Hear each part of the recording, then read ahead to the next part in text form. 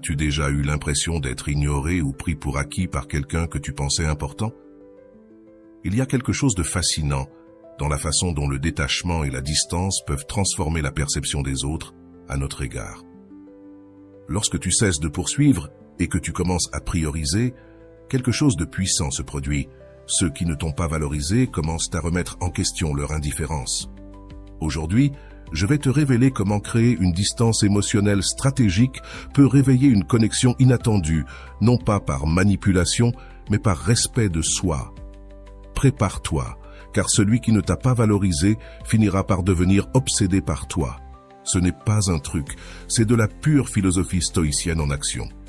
Avant de commencer, je vous serais extrêmement reconnaissant si vous appuyiez sur le pouce levé, car cela m'aiderait à faire connaître cette philosophie à plus de personnes. Si vous ne voulez manquer aucune vidéo, abonnez-vous et activez la cloche. Je veux que tu prennes un moment pour te rappeler ta véritable valeur. Écris dans les commentaires « Je suis suffisant » avec ou sans la validation de quiconque, ou toute autre phrase qui renforce ton pouvoir intérieur et ta force stoïcienne. Je veux te lire et voir comment tu commences à transformer ta perspective dès aujourd'hui. Numéro 1. L'importance de maintenir une distance émotionnelle.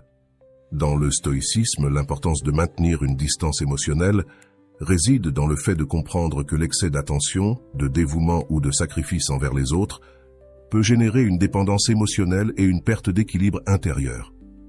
Lorsque tu poursuis quelqu'un ou que tu fais trop d'efforts pour maintenir une connexion, il arrive souvent que l'effet opposé se produise.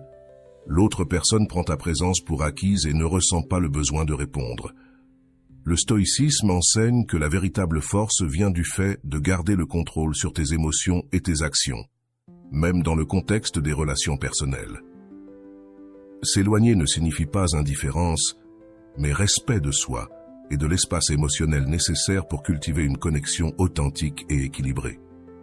Lorsque tu donnes constamment sans rien recevoir en retour, tu envoies un message inconscient selon lequel ta valeur dépend de ton sacrifice. Cela déséquilibre non seulement la dynamique de la relation, mais peut aussi éroder ton estime de toi avec le temps.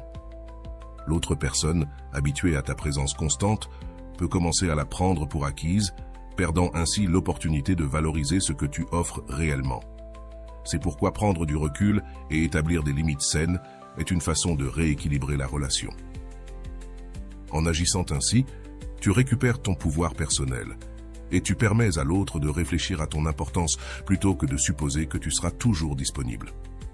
Créer une distance émotionnelle n'est ni un châtiment, ni une manipulation. C'est un acte de soin de soi et de clarté mentale. Dans le stoïcisme, le silence et l'introspection sont valorisés comme des outils pour atteindre la paix intérieure.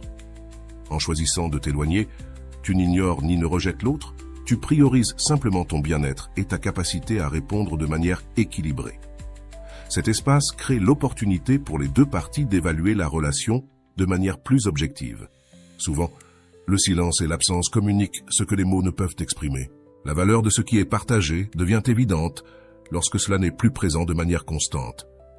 Apprendre à gérer la distance émotionnelle implique aussi d'accepter que tu ne peux pas contrôler comment les autres réagiront. Certaines personnes peuvent ne pas répondre comme tu l'espères, et c'est bien ainsi. L'essentiel est que tu récupères le contrôle de tes émotions et de tes actions, plutôt que de laisser les autres dicter comment tu te sens ou agis. Ce processus demande du courage, car il implique de faire face à la peur du rejet, de la solitude ou de la déconnexion. Cependant, les stoïciens enseignent que ces peurs sont le produit de jugements erronés et que la véritable force réside dans la capacité à garder calme et raison face à elles. En pratique, cela signifie être conscient de quand tu donnes plus que tu ne reçois, reconnaître quand tes efforts ne sont pas récompensés et prendre la décision de reculer sereinement. Il n'est pas nécessaire de le faire avec ressentiment ou dramatisme. Il suffit d'arrêter le flux constant d'énergie que tu as donné et de laisser le temps et la distance faire leur travail. L'absence peut être un outil puissant pour restaurer l'équilibre et amener l'autre à valoriser ce que tu apportes, mais seulement si cela vient d'un lieu d'authenticité et de respect de soi. Le but principal de cette stratégie est de préserver ton énergie émotionnelle et mentale. Lorsque tu poursuis constamment quelqu'un ou cherches de l'approbation, tu perds de vue tes propres priorités. En créant de l'espace, tu récupères la clarté nécessaire pour réfléchir à ce qui compte vraiment et si la relation en question mérite ton temps et tes efforts. Cette approche favorise également l'indépendance émotionnelle, un principe clé du stoïcisme. Être émotionnellement indépendant ne signifie pas être froid ou distant, mais reconnaître que ton bonheur ne doit pas dépendre de la validation des autres. La distance émotionnelle ouvre aussi la porte à des connexions plus authentiques. Lorsque tu cesses de poursuivre, tu permets à l'autre de venir à toi de son propre choix, plutôt que par obligation ou culpabilité. Cela crée un terrain fertile pour des relations plus équilibrées et significatives, où les deux parties s'apprécient et se respectent mutuellement. Finalement, le stoïcisme nous enseigne que le contrôle sur nos émotions et la capacité à rester calme face aux défis sont les clés pour vivre avec sagesse et but. Maintenir une distance émotionnelle quand c'est nécessaire est une manifestation de cette sagesse en action. Résister à la tentation de revenir vers l'autre est un véritable exercice de force et de discipline. Il est facile de se laisser emporter par la nostalgie, la peur de perdre définitivement quelqu'un ou l'inconfort du silence.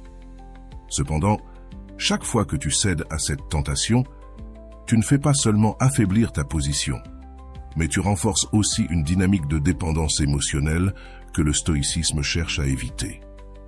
Prendre de la distance n'est pas suffisant si tu n'es pas capable de tenir fermement cette décision, car le véritable changement se produit lorsque tu choisis de prioriser ton bien-être émotionnel plutôt que l'impulsion de te reconnecter. La clé est de comprendre que la distance émotionnelle ne concerne pas seulement l'espace physique, mais aussi de briser les schémas nuisibles qui t'ont maintenu piégé dans une relation déséquilibrée. Si tu te rapproches trop tôt, tu envoies un message indiquant que ta décision n'était pas authentique, mais une réaction temporaire. Cela te nuit non seulement, mais cela dévalorise aussi la nouvelle dynamique que tu essaies d'établir. En revanche, lorsque tu résistes à la tentation, tu récupères ton pouvoir personnel et montres que ta valeur ne dépend pas de la validation ou de l'attention de cette personne. Résister est un acte de contrôle de soi qui renforce ton caractère. Dans le stoïcisme, on valorise la capacité à gouverner ses émotions et à ne pas permettre aux circonstances extérieures de déterminer tes actions. Chaque fois que tu choisis de ne pas céder à la tentation de revenir, tu pratiques ce principe. Ce n'est pas facile car cela va à l'encontre des impulsions naturelles de chercher du réconfort ou de combler un vide émotionnel, mais c'est précisément dans ces moments de défi que se forge ta véritable force. En restant ferme, tu ne gagnes pas seulement en autonomie, mais tu montres aussi à toi-même que tu peux surmonter les désirs momentanés pour un bien plus grand.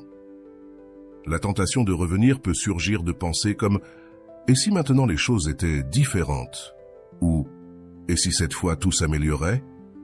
Mais ces idées sont souvent des illusions créées par l'esprit pour éviter l'inconfort temporaire. En réalité, céder à cette tentation te ramène souvent dans le même cycle de frustration et de déséquilibre. Le stoïcisme t'invite à observer ces pensées avec clarté, à t'en détacher et à te rappeler que le pouvoir réside dans la constance et la discipline pour maintenir tes décisions. Chaque fois que tu résistes, tu construis une version plus forte et équilibrée de toi-même. Il est important de reconnaître que résister n'est pas un acte d'orgueil ni de punition envers l'autre, mais un acte d'amour propre et de respect pour le processus de croissance personnelle que tu as choisi. Chaque fois que tu maintiens ta distance, tu ne fermes pas la porte à jamais, mais tu permets à chaque partie de réfléchir et de retrouver de la clarté. Une reconnexion doit être faite depuis un lieu d'équilibre et non depuis la nécessité. Jusqu'à ce moment-là, le temps et l'espace t'appartiennent. Et chaque moment où tu choisis de rester ferme renforce ton pouvoir personnel et te rend plus attractif. Non seulement pour les autres, mais aussi pour toi-même. La pratique quotidienne de résister à la tentation implique de te rappeler pourquoi tu as pris la décision initiale. Peut-être était-ce parce que tu sentais que tu donnais plus que ce que tu recevais, ou parce que la relation avait perdu son équilibre. Quelle que soit la raison, tu dois la garder en tête comme une ancre pour te maintenir ferme dans les moments de doute. Tu peux utiliser des outils comme la méditation, l'écriture, ou même te parler à toi-même devant le miroir pour renforcer ton engagement. Rappelle-toi que ce n'est pas une question d'ignorer tes émotions, mais de ne pas laisser ces dernières dicter tes actions. Chaque fois que tu résistes, tu renforces ton pouvoir personnel et ton estime de toi. Tu envoies un message clair, tant à toi-même qu'aux autres, que tu valorises ton énergie et ton temps. Cet acte de résistance te permet de rediriger ton attention vers toi-même, vers tes objectifs et vers ce qui compte vraiment dans ta vie. Lorsque tu parviens à prioriser, l'impact se reflète non seulement sur ton bien-être émotionnel, mais aussi sur la façon dont les autres te perçoivent. L'attraction véritable naît quand une personne projette de la sécurité, de l'indépendance et du contrôle de soi. Ces qualités se développent en résistant à la tentation de revenir à de vieux schémas. Le troisième point est la peur de te perdre. La peur de te perdre est un outil puissant dans les relations humaines, non pas comme une stratégie manipulatrice, mais comme une conséquence naturelle de la valorisation de ton temps, de ton énergie et surtout de toi-même. Lorsqu'une personne s'habitue à ta présence constante, elle peut commencer à prendre ce que tu offres pour acquis, ignorant la valeur que tu apportes. En créant une distance émotionnelle, tu inverses cette dynamique et permets à l'autre personne de ressentir la possibilité de te perdre. Ce sentiment, bien que désagréable, est souvent nécessaire pour qu'elle reconsidère son attitude et commence à te valoriser réellement. Lorsque tu donnes trop sans recevoir dans la même mesure, tu envoies un message inconscient que tu seras là, quoi qu'il arrive. Cela non seulement déséquilibre la relation, mais érode aussi ton estime de toi et tes limites. Créer cet espace ne signifie pas couper la relation ni t'éloigner complètement, mais établir une barrière saine qui te permet de récupérer ton pouvoir personnel. Cet acte de distanciation crée une pause nécessaire pour que l'autre personne réfléchisse à ce que tu apportes et fasse face à l'idée de te perdre. La peur de te perdre apparaît lorsque ton absence crée un vide évident dans la vie de l'autre. Quand tu es toujours disponible, quand tu dis toujours oui, ta présence devient un bruit de fond. Cependant, lorsque tu choisis de prioriser et de retirer cette attention constante, ta valeur devient évidente. Comme le disait Marc Aurèle, l'absence est un rappel de ce qui compte vraiment. En maintenant la distance émotionnelle, tu permets à cette leçon d'émerger, non pas à travers des mots, mais à travers l'expérience directe de ce que cela signifie ne pas t'avoir prêt. Ce processus demande de la discipline et une clarté absolue sur ton objectif. Il est normal que des doutes surgissent ou que l'envie de revenir te tente. Cependant, c'est là que le stoïcisme t'enseigne à agir selon la raison et non selon l'émotion. Tu ne crées pas cette peur pour manipuler ou nuire, mais pour restaurer un équilibre qui avait été perdu. Rester ferme dans ta décision envoie un message puissant, non seulement à l'autre, mais aussi à toi-même, que tu mérites d'être valorisé et que ton temps et ton énergie ont des limites. La réaction de l'autre personne à cette distance peut varier. Certains peuvent répondre avec gratitude, reconnaissant ce qu'ils ne voyaient pas avant. D'autres peuvent résister, pris dans leur orgueil ou leur confort. Cependant, l'essentiel n'est pas la réaction de l'autre, mais ton engagement à maintenir tes principes. Rappelle-toi que tu ne peux pas contrôler la façon dont les autres réagiront, mais tu peux contrôler comment tu choisis d'agir. C'est le cœur du stoïcisme. Se concentrer sur ce qui est sous ton contrôle et lâcher prise sur ce qui ne l'est pas. Lorsque la peur de te perdre commence à faire effet, tu remarqueras un changement dans la dynamique. L'autre personne peut chercher à se reconnecter avec toi, montrer un véritable intérêt ou même changer des comportements qui auparavant t'affectaient. Ce changement ne se produit pas parce que tu l'exiges, mais parce que l'expérience de ton absence les oblige à réévaluer tes actions et ton importance dans leur vie. En n'étant pas là pour remplir automatiquement le vide, tu leur permets de faire face à la réalité de ce que signifie te perdre. Cet espace pour la réflexion est essentiel pour que toute relation se transforme et évolue. Cependant, tu dois être préparé à accepter n'importe quel résultat. Toutes les personnes ne seront pas prêtes à changer ou à valoriser ce que tu apportes, et c'est bien ainsi. Le stoïcisme nous enseigne que le véritable succès ne réside pas dans la manière dont les autres réagissent, mais dans la sérénité de savoir que tu as agi avec intégrité et clarté. Si quelqu'un ne répond pas à ton absence, c'est un signe que peut-être cette relation n'était pas destinée à rester dans ta vie. Ce processus ne filtre pas seulement les connexions superficielles, mais il renforce aussi ta capacité à maintenir des relations plus significatives. La peur de te perdre, lorsqu'elle se réveille, a le pouvoir de transformer non seulement la perception que les autres ont de toi, mais aussi la perception que tu as de toi-même. En établissant des limites et en priorisant ta valeur, tu envoies un message clair au monde. Tu n'as pas besoin de mendier de l'attention ni de te sacrifier pour être apprécié. Ce changement interne te libère de la dépendance émotionnelle et te permet de construire depuis un lieu de respect mutuel et d'équilibre. En fin de compte, le véritable pouvoir ne réside pas dans le contrôle des autres, mais dans le maintien du contrôle sur toi-même et sur tes décisions. Montrer que quelqu'un n'était pas aussi important que tu pensais ne relève pas d'un acte de vengeance ou de mépris, mais d'une réaffirmation de ta valeur et de ton autonomie dans les relations.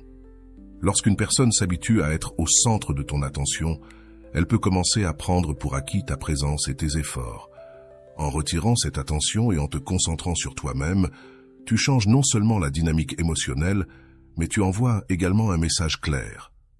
Ton bien-être ne dépend pas d'eux, et ta vie continue d'avancer avec ou sans leur participation. Ce changement n'a pas besoin d'être annoncé. Tes actions et ton silence seront suffisants. La distance émotionnelle est un outil puissant pour recalibrer la manière dont les autres te perçoivent et te valorisent. Lorsque quelqu'un est habitué à recevoir ton temps et ton affection sans effort, il a tendance à croire qu'il a une place assurée dans ta vie. En retirant cette énergie, tu montres que tu n'es pas une ressource inépuisable et que ton attention n'est pas un droit mais un privilège. Cela crée un espace nécessaire pour qu'ils réfléchissent à leur attitude et à ce qu'ils apportaient réellement à la relation. Tu ne fermes pas la porte, mais tu ne la laisses pas non plus ouverte sans condition. Lorsque tu priorises ta vie et tes objectifs, tu commences à projeter une indépendance qui te renforce non seulement toi, mais qui redéfinit aussi la manière dont les autres interagissent avec toi. En voyant que tu continues d'avancer, que tu te concentres sur ta croissance personnelle et sur les choses qui comptent vraiment, les personnes qui étaient autrefois considérées comme indispensables dans ta vie commencent à remarquer leur perte de pertinence. Ce réveil ne se produit pas parce que tu leur cries ta valeur, mais parce que le vide que tu laisses les oblige à reconsidérer ce qu'ils tenaient pour acquis. Il n'y a pas de meilleure leçon que de leur montrer par tes actions que ton monde ne s'arrête pas à cause d'eux. Le stoïcisme nous enseigne à contrôler ce qui est dans nos mains et à lâcher prise sur ce qui ne l'est pas. Dans ce cas, tu ne peux pas forcer quelqu'un à valoriser ta présence, mais tu peux décider comment réagir à l'absence de réciprocité. Retirer ton énergie n'est pas un acte de punition, mais de soin de soi. Tu n'as pas besoin d'expliquer ta décision, ni de chercher leur approbation. Vis simplement de manière à ce que ton absence soit aussi remarquée que ta présence l'était. Concentre-toi sur tes objectifs. Construis des relations plus significatives et montre que ta vie continue d'avancer. Cela ne dépend de personne d'autre que de toi. Cette attitude n'impacte pas seulement ceux qui se sont habitués à être le centre de ton attention, mais elle transforme aussi la façon dont tu te perçois toi-même.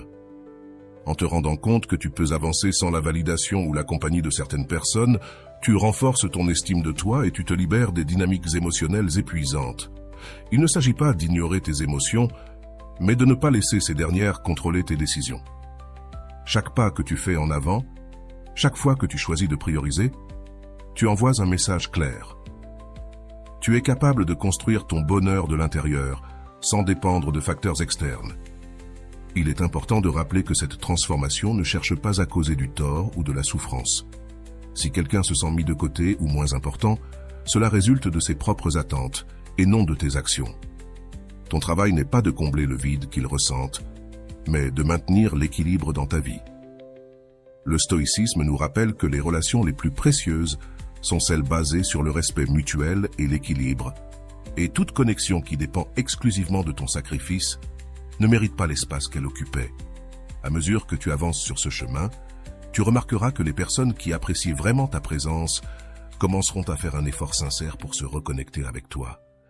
Elles le feront non pas parce que tu les manipules, mais parce qu'elles ont compris ce que tu apportes à leur vie.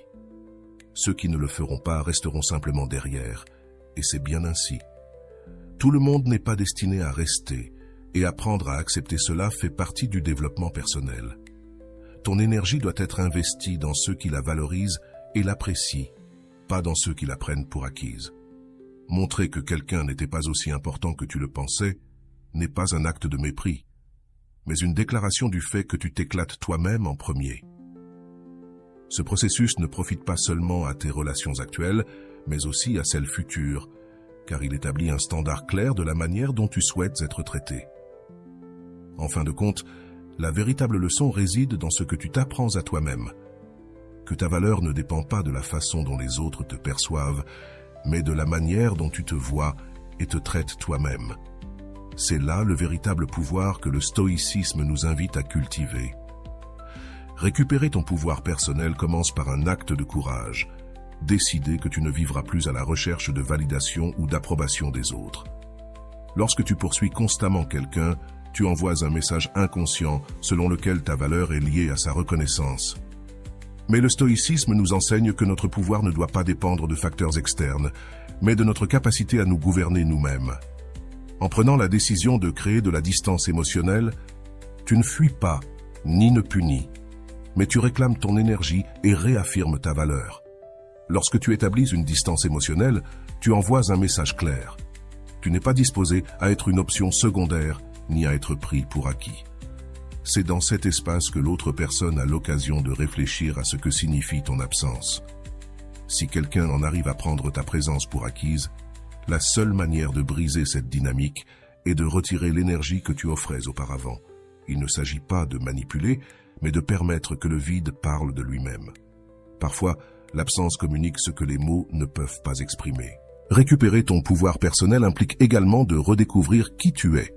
Lorsque tu cesses de te concentrer sur les autres, en maintenant la distance, tu commences à remarquer combien de temps et d'énergie tu consacrais à poursuivre ou à maintenir des relations déséquilibrées.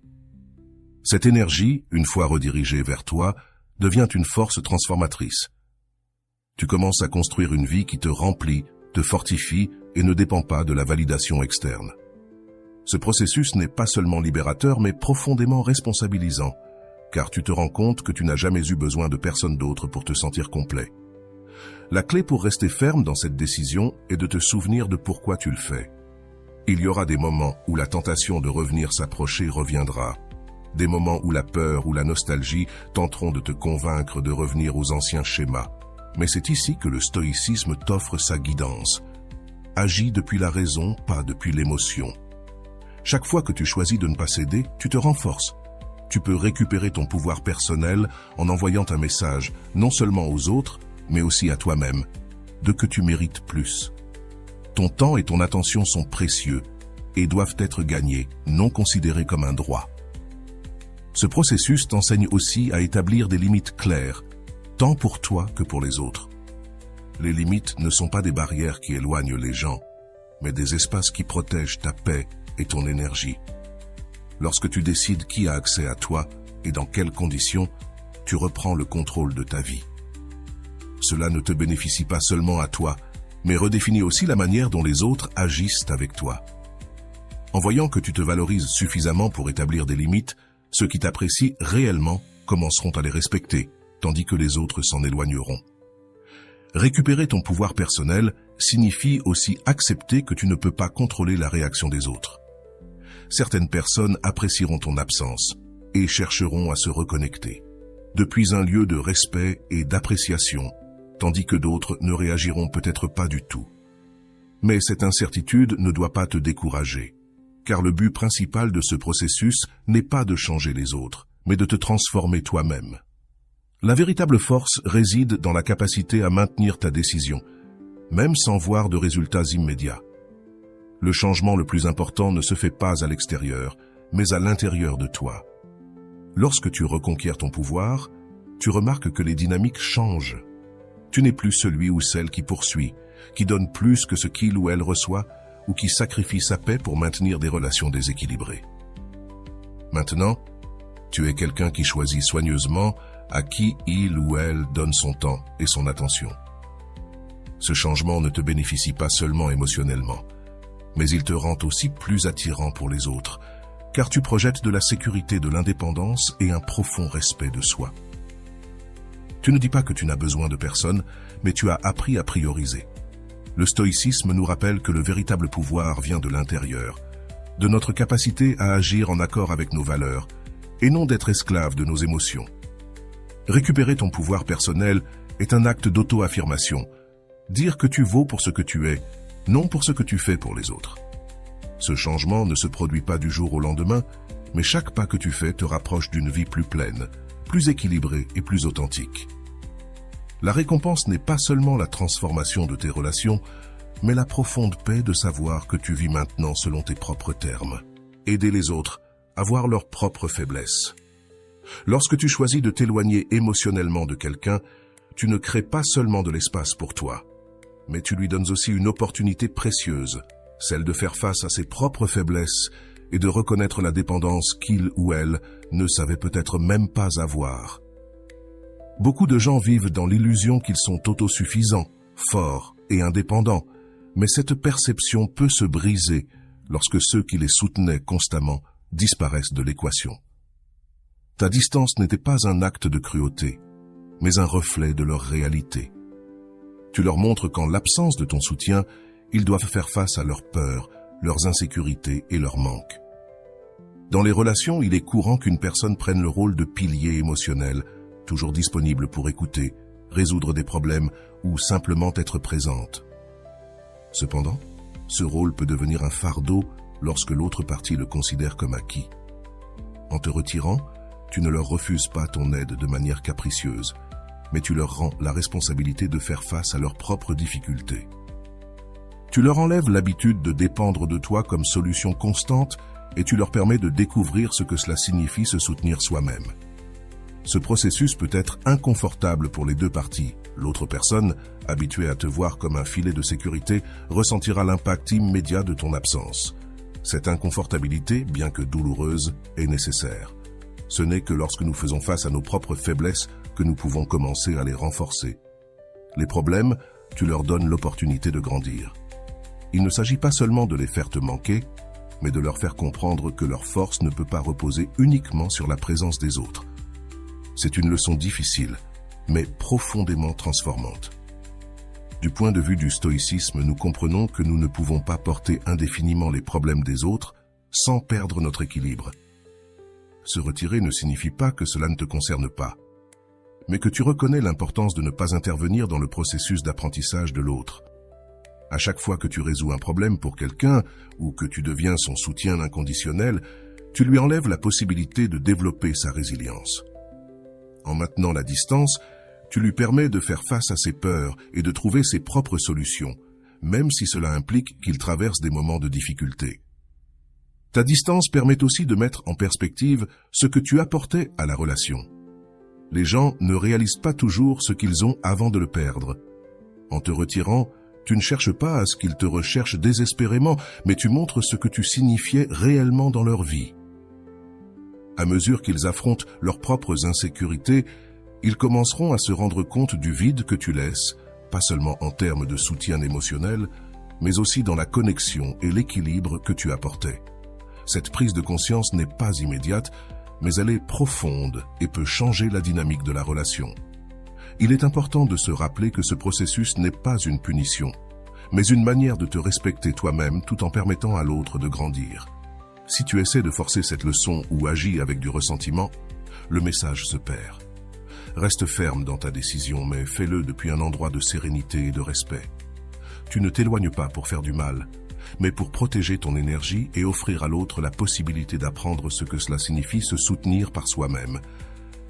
Cet acte de détachement, bien qu'il puisse sembler froid, est l'une des formes les plus pures d'amour-propre et de respect mutuel. Il y aura ceux qui n'accepteront pas cette leçon ou qui se sentiront mal à cause de ton absence, mais le stoïcisme nous enseigne que nous ne pouvons pas contrôler comment les autres réagissent, seulement comment nous agissons. Si ta décision de te retirer les met mal à l'aise, ce n'est pas ta responsabilité d'apaiser cette gêne. En fin de compte, la croissance personnelle est un chemin individuel, et tu ne peux pas le parcourir pour eux. Laisse-les affronter leur propre bataille, car chaque pas qu'ils font par eux-mêmes est un pas vers leur propre force. En fin de compte, ce processus ne transforme pas seulement l'autre personne, mais aussi toi. Il te libère du fardeau de te sentir responsable des émotions ou des problèmes des autres et te permet de recentrer ton énergie sur ce qui compte vraiment, ton bien-être et ton développement. Tu retrouves ta paix intérieure en lâchant ce qui ne te revient pas, et cela te rend plus fort, plus serein et plus conscient de ta propre valeur. Dans le silence de ton absence, tu leur permets de découvrir leurs faiblesses et en même temps, tu renforces tes limites. Vous grandissez tous les deux et c'est le véritable pouvoir de la distance émotionnelle. Numéro 7. comment le silence change la dynamique. Le silence a un pouvoir que nous comprenons rarement avant de l'utiliser consciemment.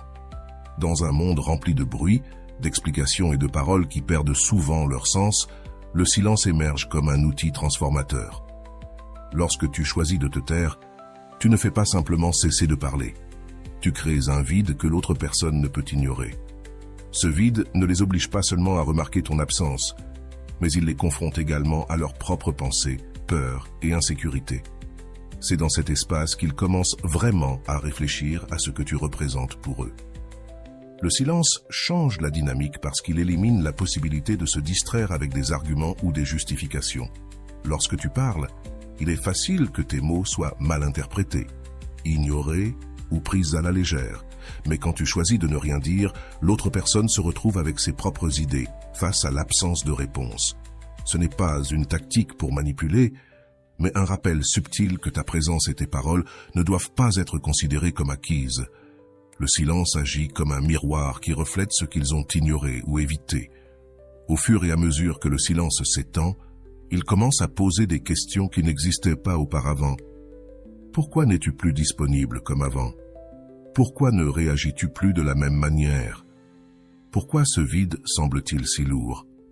Ces questions, bien que inconfortables, sont nécessaires pour que l'autre personne commence à apprécier ce que tu as apporté dans sa vie.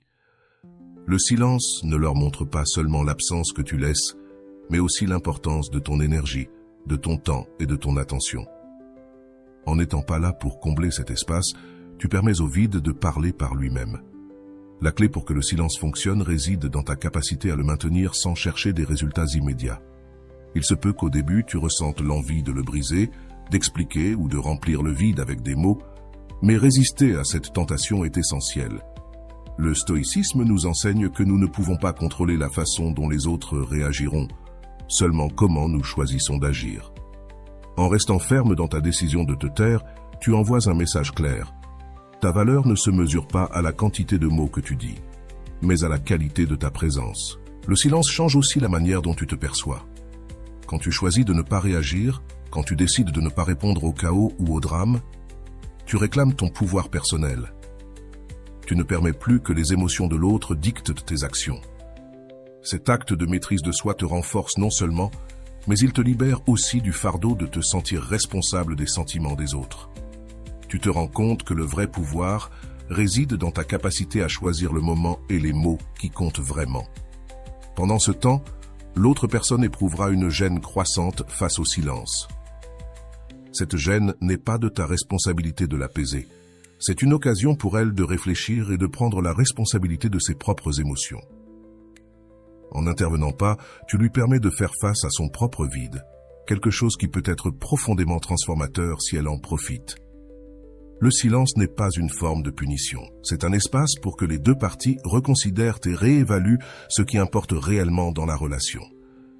Avec le temps, tu verras que le silence a un effet clarificateur. Ceux qui apprécient vraiment ta présence chercheront à se connecter de manière authentique. Ils réaliseront que l'accès à toi n'est pas un droit, mais un privilège qui doit être gagné par le respect et la réciprocité. D'autre part, ceux qui ne sont pas prêts à réfléchir ou à changer s'éloignent, et c'est aussi bien ainsi. Le silence filtre naturellement les relations, séparant le superficiel de ce qui est significatif. Le silence change la dynamique parce qu'il te redonne le contrôle. Tu n'es plus celui qui poursuit, qui donne des explications ou qui tente d'être compris. Au contraire, tu laisses tes actions parler plus fort que les mots.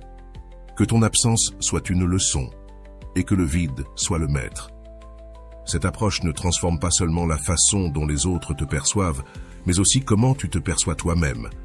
À la fin, le silence n'est pas une fin en soi, mais un moyen de créer un espace où la vérité, le respect et la valeur peuvent émerger de manière authentique. Le pouvoir du silence est quelque chose que nous sous-estimons souvent. C'est un outil subtil mais profondément transformateur, capable de transmettre des messages que les mots ne pourraient jamais exprimer. Quand tu choisis le silence, tu fais plus que te taire. Tu crées un espace, un vide qui oblige les autres à faire face à la réalité de ton absence. Cet espace leur révèle ce qu'ils ont ignoré, ce qu'ils ont pris pour acquis, et surtout ce qu'ils sont en train de perdre en ne valorisant pas ta présence. Le silence n'est pas une stratégie manipulatrice, c'est une déclaration de ta valeur et une réaffirmation que tu n'as besoin de la validation de personne. Dans une relation, qu'elle soit personnelle ou professionnelle, il est facile que les gens s'habituent à ton soutien constant. Ta présence, tes paroles et ton énergie deviennent tellement quotidiennes qu'ils perdent de leur impact. Mais lorsque tu choisis de te retirer et de laisser le silence occuper l'espace, tu provoques une réflexion qui peut tout changer. L'espace que tu remplissais auparavant, l'impact est immédiat. L'absence génère de la réflexion et la réflexion génère de la conscience. Cette absence, bien que inconfortable, est nécessaire pour que les autres se rendent compte de combien ils dépendent de toi et de la valeur que tu apportais. Le pouvoir du silence réside dans sa capacité à créer une tension émotionnelle. Ce n'est pas une tension négative, mais un type de vide qui oblige l'autre personne à se tourner vers l'intérieur. Pendant que tu parles, il est facile que tes paroles soient ignorées, mal interprétées ou rejetées, mais le silence ne peut pas être ignoré. Il remplit l'espace de questions, d'incertitudes, d'un sentiment de perte qui ne peut être évité. Cet inconfort généré par le silence est le catalyseur qui mène à la réflexion. C'est à ce moment-là que l'autre personne commence à réaliser ce que tu représentes dans sa vie. La clé est de résister à la tentation de briser le silence.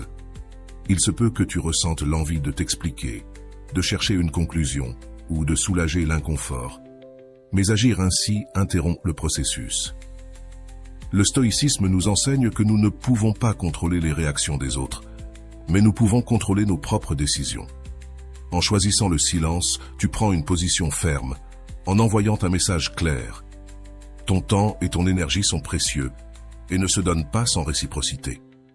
C'est un acte de maîtrise de soi qui non seulement modifie la dynamique de la relation, mais renforce aussi ton caractère. Pendant ce temps, l'autre personne commence à ressentir l'impact de ton absence. Ce manque de contact, de mots de soutien constants, les oblige à faire face à leurs propres insécurités et à la dépendance qu'ils ne voulaient peut-être pas reconnaître.